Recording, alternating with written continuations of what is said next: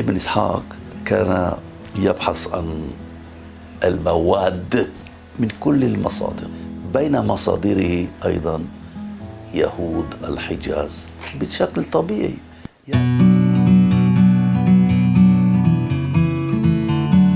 محمد ابن إسحاق ابن يسار من أهم الشخصيات في تاريخ الأدب العربي، وكان جده يهوديا سبي في أول الفتوح، ما يقال فترة الفتوحات في غربي العراق، ليس بعيدا عن النجف، في منطقة عين التمر، وبالتحديد في بلدة يقال لها نقيرة، ستجدونها في معجم البلدان الياقوت. إذن هذا يسار جد ابن إسحاق سبي في كنيسة مع صبيان آخرين كانوا يتعلمون الكتابة والقراءة، ثم اشتراه من اشتراه وصار مولا. وهناك برهان على أن ابن إسحاق يقتبس عن أبيه عن جده، ولكن هذا غير مؤكد، لأني وجدت هذا الخبر، هذا الإسناد في مكان، في مصدر واحد فقط، فلا أثق به. ومن الممكن أن جده كان يروي الحديث، ولكن ليس من المؤكد. ثم يأتي أبوه ويعتبر أبوه مصدرا مهما لابن إسحاق. لماذا؟ هناك ذكر لكتب ابن إسحاق عن أبيه في المغازي وغيرها. ما هي هذه الكتب؟ هذه الكتب عبارة عن صفحات، وليست مجلدات بمعنى الكلمة. إذن هناك كتب ابن إسحاق عن أبيه في المغازي وغيرها، ورث. كان أبوه أستاذا له، وهو خلاف لا أريد أن أدخل فيه. كان هناك خلاف بين مالك بن أنس وابن إسحاق، وكانت كراهية شديدة بينهما، ويأتي ذكر هذه الكتب على خلفية هذا النزاع. فاقرؤوه، القراءة أفضل من الحديث في هذه الحالة. متى كتب ابن إسحاق سيرة النبي؟ هل حدث هذا في العهد الأموي أم في العهد العباسي؟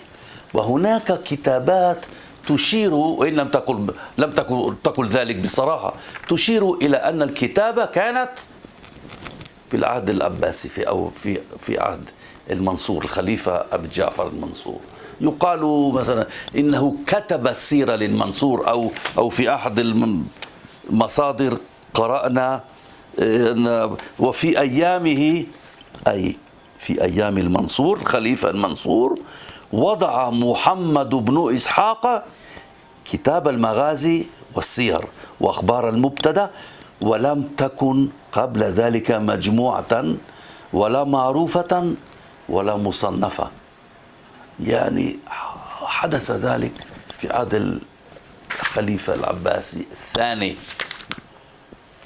ولكن فكرة أن هذا المؤلف نشأ في العهد العباسي فكرة خاطئة، لأن لدينا برهان جديد على أن ابن إسحاق كتب المغازي في العهد الأموي. وما هو البرهان؟ برهان في مكان لم نتوقع فيه خبرا عن تاريخ الأدب العربي، ولكن حصل ذلك في كتاب علل الحديث لأحمد بن حنبل. يقول إبراهيم بن سعد أحد أصحاب الروايات عن ابن إسحاق، وهو الوحيد الذي كانت في يده رواية المغازي من المدينة فقط. هو كان رجلا غنيا جدا، وكان لديه التمويل اللازم لخلق نسخة كاملة له لكتاب ابن إسحاق، نسخة نشأت هذه النسخة في المدينة. ويقول إبراهيم بن سعد نقد ابن إسحاق المغازي 3 مرات. كل ذلك أشهده وأحضره. وأعيد هذه الجملة: نقد محمد بن إسحاق المغازي 3 مرات، كل ذلك أشهده وأحضره. أين وجدنا هذا الخبر النادر الفريد من نوعه في كتاب علل الحديث؟ وليس هذا كتاب نتوقع شيء كهذا فيه. ما معنى نقد فعل نادر طبعا بهذا السياق. نقد معناها غير ترتيبه، أي شطب منه بعض الأمور وزاد أمورا أخرى، قام بتغيير جذري 3 مرات. ويقول إبراهيم بن سعد: أنا كنت آنذاك عنده وأعلم ما شطب وما زاد، كل هذه الأمور حضرتها. ولماذا يقول ذلك؟ لأنه يريد أن يقوي في المنافسة بين أصحاب الروايات، يريد أن يقوي أمر روايته. يقول: أنا أعلم الناس برواية ابن إسحاق الصحيحة، لأني أعرف التغيرات على مدى الوقت، على مدى العصور حصلت. لأن ابن إسحاق درس حياة النبي طول حياته، كانت لديه مسودة يعمل عليها على مدى سنين طويلة، ما زال وهو updating، يعني يزيد ويمحو إلى آخره. ثم أتى الخليفة وقدم له نسخة جديدة من كتاب عمل عليه سنوات عديدة قبل وصول العباسيين إلى الحكم. مفهوم؟ وآخر ملاحظة بالنسبة لهذا الخبر النادر: لماذا أتى أحمد بن حنبل بهذا الخبر؟ ليسيء إلى سمعة ابن إسحاق، لأن أصحاب الحديث لا يغيرون حرفا ناهيك عن كتاب بكامله. أصحاب الحديث يروون الحديث كما هو بلا تغيير. إن أتيت صاحب الحديث بعد 30 سنة 40 سنة سيعيد عليك دون أن يقرأ في كتاب مثلي، لا، من ذاكرته يعيد عليك نفس الحديث دون تغيير حرف. ويقول أحمد بن حنبل: من ينقض كتابه 3 مرات فهو ليس منا، ليس من أصحاب الحديث، ولا يليق به أن يكون من المحدثين. ماذا معنى الخلفية اليهودية لابن إسحاق برأيك؟ لماذا هذا مهم أنه جده يهودي؟ لا، ليس مهما، لا، يهمني أنا شخصيا، لأني من المستشرقين المقدسيين الذين يبحثون عن أخبار تهمهم، ولكن لا أقول ذلك. لقد يعني كان من الممكن أن يكون مسيحيا مثلا.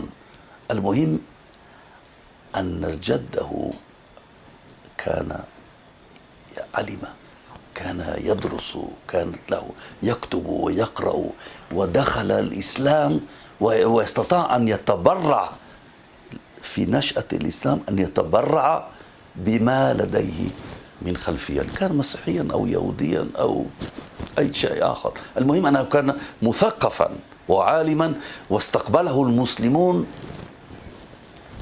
بحفاوة.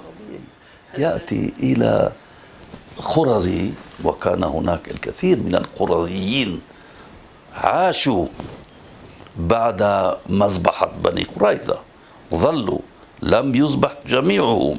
هذا خلاف ما كنت أعتقد في الماضي. أنا غلطت في هذا الأمر، أخطأت فيه.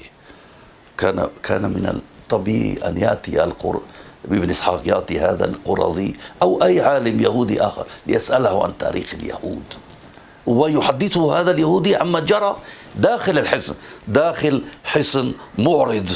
طبعا من الطبيعي أنه استعان باليهود، وكانت رؤيتهم لتاريخ اليهود إيجابية.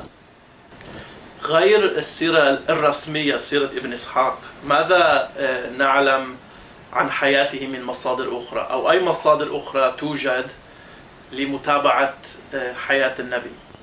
الأدب مفتوح أمامنا، هناك آلاف من الجزئيات، ليست هناك مصادر بمعنى أنك تمسك بكتاب وتقرأ فيه كل ما ترغب في معرفته. ليس هذا الأمر، ليس هكذا. إنك تبني صورة لا تعلم شكلها، لا تعلم تفاصيلها، من جزئيات صغيرة مقسمة في أنحاء في أطراف الأدب الإسلامي الكبير في اللغة العربية. تفاصيل كبيرة تخفى، ما زالت خفية إلى الآن بالنسبة لحياة النبي.